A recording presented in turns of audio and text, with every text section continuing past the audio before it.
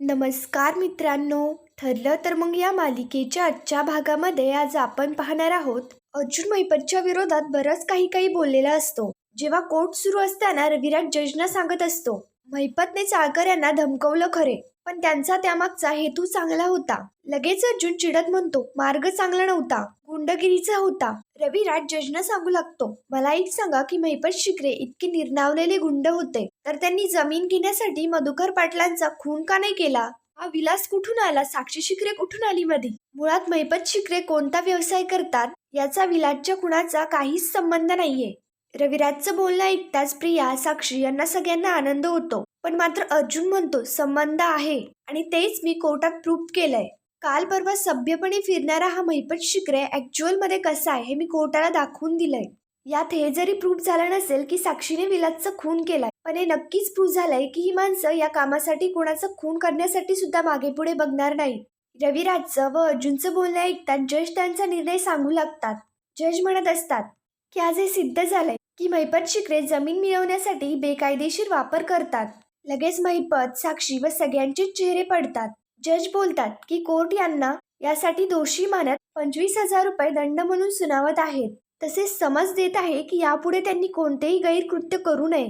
तसेच आदेश देत आहे की महिपत शिकरे यांनी जनताजाईच्या जमिनीवरती कुठलेही बांधकाम करू नये. लगेच सायली व कुसुमताई यांच्या दोघींना देखील खूप आनंद होतो. साक्षी मात्र चैतन्यकडे खूपच रागारागाने पाहत असते. त्याचप्रमाणे साक्षी शिकरे या मद्यपान करून गाडी चालवत होत्या, तर त्यांना देखील 10,000 रुपये दंड सुनावत आहे. शिवाय त्यांचे ड्रायव्हिंग लायसन 3 महिन्यासाठी सस्पेंड करण्यात येत आहे. आजच्या बाबीवरून हे सिद्ध होऊ शकलं नाही की विलासचा खून हा साक्षी शिकरे यांनी केला, पण तशा संशयाला जागा नक्कीच निर्माण झाली आहे. त्याबद्दल जर पुरावे सादर केले तर हे कोर्ट त्याचा गांभीर्याने विचार करेल. तर कोर्ट तिथेच संपतं. जजचं हे सगळं बोलणं ऐकताच सगळे शांत शांत होतात. रविराज देखील खूप अपसेट झालेला असतो. मधुभाऊ अर्जुनकडे येतात आणि त्याच्या डोक्यावरनं हात फिरवतात. मधुभाऊ कुसुमताईचा व सायलीचा निरोप घेऊन तिथनं जेलमध्ये निघून जातात. त्यानंतर सायली आणि कुसुमताई या दोघीही खूप खुश असतात. सायली लगेच खुश होत अर्जुनला म्हणते, अर्जुन सर, आज तर तुम्ही बाजीच मारलीत, पण खून साक्षीने केलाय हे कुठे सिद्ध झालं? अर्जुन म्हणतो, ते तर आहेच, पण यामुळे आपण खऱ्या गुन्हेगाराच्या आणखीन जवळ पोहोचलोय. पण मात्र कोर्टात हे सिद्ध झालंय की महिपत शिकरे आणि साक्षी दाखवतायत तितकी चांगली माणसं नाहीयेत. ती इनलिगल काम करणारी माणसं आहेत. पण मात्र चैतन्य खूपच अपसेट झालेलं असतो. अर्जुन त्याच्याकडे पाहतो तर लगेच चैतन्य चेहऱ्यावरती खोटा हसू आणतो. त्यानंतर महिपत, प्रिया, साक्षी, नागराज हे सगळे बाहेर आल्यानंतर महिपत खूपच चिडलेला असतो. तर महिपत म्हणत असतो, ही चाळीतली लोक यांनी माझ्या विरोधात तोंड उघडली काय? आता मी एकेकाची थोबाडा कशी बंद करतो बघ. पण हे सगळं प्रकरण त्या अर्जुन सुभेदारला कळलं कसं?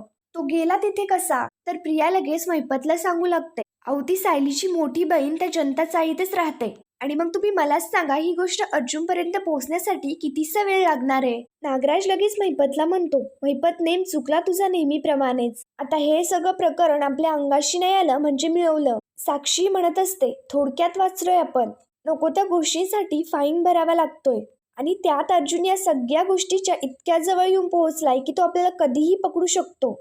आणि त्यात त्या मूर्ख चैतन्याचा काहीच उपयोग नाही होते. महिपत बोलतो, या अर्जुन सुभेदारने पूर्ण वाटोळच लावलंय. आता याला काही मी सोडत नसतो. त्याची चारही बाजूने अशी कोंडी करतो ना की तो भीक मागत येईल माझ्या पायाशी. तडफड तडफड होईल, बघाच आता तुम्ही. त्यानंतर इकडे दुसरीकडे रात्री कल्पना फोनवरती बोलत असते. कल्पनाचा फोन झाल्यानंतर ती मागे वळून पाहते तर मागे प्रताप उभा असतो. प्रतापला पाहता कल्पना म्हणते, अहो असे काही चोऱ्यासारखे मागे येऊन उभे राहिलात?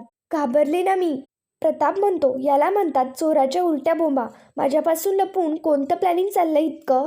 प्रताप विचारत असतो की कुठलं प्लॅनिंग करतेयस, काय करतेयस मला सांग.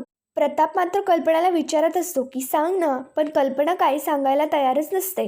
तर कल्पना म्हणते, मी हे सगळं जेवताना सगळ्यांच्या समोर ओपन करणार आहे, त्यामुळे तुम्ही तोपर्यंत जरा धीर धरा. प्रताप म्हणत असतो, तू इतरांना नंतर सांग. अगं मी नवरा आहे ना तुझा, त्यामुळे मला तरी सांग. पण मात्र कल्पना म्हणत असते, नाही म्हणजे नाही. तुम्ही आता उगाच लहान मुलासारखे वागू नका. त्यानंतर इकडे दुसरीकडे प्रिया आणि साक्षी साक्षीच्या घरी आलेले असतात. तर महिपतच्या रूममधनं खूप आवाज येत असतात. तर प्रिया घाबरते आणि साक्षीला म्हणते, साक्षी हे सगळं ऐकायची तुला सवय असेल पण मला नाहीये. त्या सगळ्या आवाजामुळे प्रिया खूपच घाबरून गेलेली असते. बघ ना तुझं अण्णा काय करतायत, ते अख्खं घर फोडून ठेवणार आहे का? तर साक्षी म्हणत असते अण्णांचा राग तसाच आहे आणि त्यात कोर्टात इतकं काही घडलंय तर त्यामुळे सहन करावंच लागेल. प्रिया म्हणते अगं या रागामध्ये तुमच्या अण्णांनी कोणाचा खून बिन केला तर केवढ्याला पडेल. साक्षी म्हणते जोपर्यंत तो अर्जुन येऊन अण्णांच्या पाया पडत नाही तोपर्यंत त्यांचा राग काय शांत होणार नाही. प्रिया म्हणत असते तू कर ग काहीतरी. खूप आवाज येत असतात तर लगेच साक्षी धावत धावत महिपतच्या रूमकडे येते आणि रूमचा दरवाजा वाजवत महिपतला म्हणत असते अण्णा दरवाजा उघडा. इकडे प्रिया स्वतःशीच म्हणत असते की महिपतने नेमकं काय करून ठेवलं असेल आत. कुठे अडकले मी. प्रियाही धावत धावत महिपतच्या रूमकडे येते. प्रिया आणि साक्षी दोघीही दार वाजवत असतात आणि महिपतला म्हणत असतात की दार उघडा काहीही करू नका वेड्यासारखं. त्यानंतर इकडे दुसरीकडे अर्जुन फ्रेश होऊन बेडवरती बसतो तर लगेच सायली अर्जुनसाठी कॉफी घेऊन येते. अर्जुन लगेच सायलीचे आभार मानतो पण मात्र सायली म्हणते नाही अर्जुन सर मीच तुमचे आभार मानायला पाहिजे. आज तर तुम्ही एका दगडात 2 पक्षी मारलेत. सायलीचे हे बोलणे ऐकताच अर्जुन आश्चर्याने स्वतःशीच म्हणतो मी 2 पक्षी मारले. कधी कुठले. अर्जुन सायलीला म्हणतो मिसेस सायली बघा तुमचा काहीतरी गैरसमज होतोय. मी कधी पक्षी मारले. मी कोर्टात होतो. अर्जुनच्या या सगळ्या वागण्यावरती सायली लगेच हसायला लागते. तर सायली अर्जुनला समजावत सांगते अहो सर अशी म्हण आहे म्हणजे तुम्ही 2 पक्षी मारले. पहिलं तर जनताचा त्या महिपतच्या घशात जाण्यापासून वाचवली आणि दुसरं म्हणजे कोर्टासमोर सिद्ध केलं की महिपत काय लायकीचा माणूस आहे आणि तो आणि साक्षी मिळून आश्रमाच्या जागेसाठी विलासचा खूनही करू शकतात असं देखील सिद्ध केलं. अर्जुन सायलीला बोलतो की मिसेस सायली तुम्हाला माहिती का रविराज महिपतला कोणालाच माहिती नव्हतं की त्यांच्यावरती कुठून वीज पडणार आहे ते. सायली म्हणत असते आणि मधुभाऊ आणि कुसुमताई हे देखील किती खुश होते. आज तुमच्यामुळे मधुभाऊंच्या चेहऱ्यावरती पुन्हा एकदा आशा दिसली. सायलीचे हे सगळं बोलणं ऐकताच अर्जुन तिला म्हणतो प्रत्येक कोर्ट हिअरिंग नंतर तुम्ही मला असं थँक यू पीस देणार आहे का. तर सायली लगेच हसत अर्जुनला म्हणते सर माझ्यासाठी प्रत्येक पुढं गेलेलं पाऊल तितकंच महत्वाचं आहे. अर्जुन म्हणतो मग एक काम करा तुम्ही हे तुमचे सगळे थँक्यूज जमा करून ठेवा. ज्या दिवशी मधुभाऊ सुटतील हे केस संपेल त्या दिवशी हे सगळे थँक्यू एकत्र द्या मला. सायली लगेच आनंदाच्या भरात अर्जुनला म्हणते ज्या दिवशी मधुभाऊ सुटतील त्या दिवशी तुम्ही माझ्याकडे वाटेल ते मागा. मी ते तुम्हाला नक्की देईल. तर अर्जुन सायलीच्या बोलण्याने आश्चर्यचकित होतो आणि सायलीला म्हणतो म्हणजे खरंच तुम्ही मला जे काही मागाल ते द्याल. अर्जुन सायलीला म्हणतो लक्षात ठेवा तुम्ही हे मला प्रॉमिस करताय. ज्या दिवशी तुम्हाला मी याची आठवण करून देईल तेव्हा मागे नका हटू. सायली लगेच हसत म्हणते नाही हटणार मी शब्द दिलाय. तर सायलीला लगेच मधुभाऊंबरोबर घालवलेले बरेचसे क्षण आठवतात.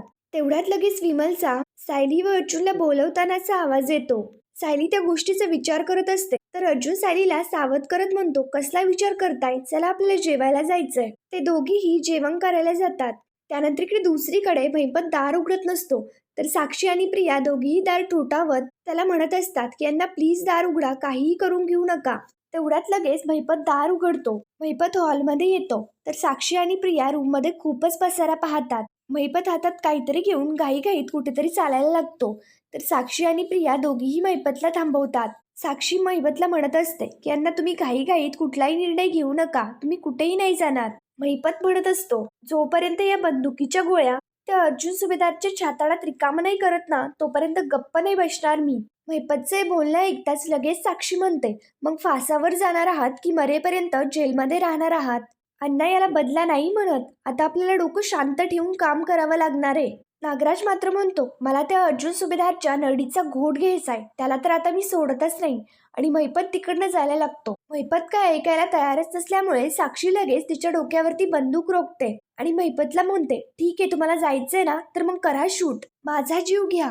जीव घ्यायचाय ना तुम्हाला तर तुम्ही पण फासावरती जाल. तुम्हाला त्याचा जीव घ्यायचाय ना मग माझाही जीव घ्या. साक्षीचं वागणं पाहता महिपत लगेच शांत होतो. प्रिया लगेच स्वतःशीच म्हणते मानलं या साक्षीला बाप शेर आहे तर बेटी 1.25 शेर आहे. दिसते एवढीशी पण आज तिची हुशारी महिपतच्या रागाला भारी पडली. पण मात्र झालेल्या या सगळ्या प्रकरणामुळे साक्षी आणि महिपत भयंकर चिडलेले असतात. त्यांना कसाही करून आणि काहीही करून अर्जुनशी बदला घ्यायचा असतो. त्यानंतर इकडे दुसरीकडे सायली आणि अर्जुन दोघेही जेवण्यासाठी खाली येतात. तर त्यांना समजतं की कल्पनाकडे काहीतरी सरप्राईज आहे आणि ती कोणालाच सांगत नाहीये. तर अर्जुन व सगळेच हट्ट करत असतात की सांग ना. जोपर्यंत तू सांगत नाही तोपर्यंत आम्ही जेवणार नाही. त्यानंतर पुढील भागामध्ये आपण पाहणार आहोत कल्पनाने सांगितलेल्या सरप्राईजमुळे सायली अर्जुन त्यांच्या रूम मध्ये असतात. तर सायली अर्जुनवरती चिडत म्हणते या प्रवासासाठी मी येणार नाही म्हणजे नाही. अर्जुन म्हणतो तुम्ही माझ्यावरती का चिडताय. या हनीमूनचं बुकिंग मी केलंय का मम्माने केलंय ना. तर अर्जुन सायली एक आयडिया करतात. चैतन्यला घरी बोलवून घेतात. अर्जुन चैतन्यला म्हणतो, खूप महत्वाची केस आहे ना चैतन्य? तर लगेच कल्पना म्हणते, तिकीट बुक करण्याच्या आधी मी चैतन्यला फोन करून विचारलं होतं की तुझं या आठवड्यामध्ये काही वर्कलोड तर नाहीये ना. याच्या आधी मी खात्री करून घेतली आणि मग तुमचं हनीमून ठरवलं. कल्पनाचे बोलणं ऐकताच अर्जुन लगेच रागारागाने चैतन्यकडे पाहतो. पुढील भागांच्या डेली अपडेट्ससाठी मराठी रंग या चॅनलला लगेच सबस्क्राईब करा. धन्यवाद.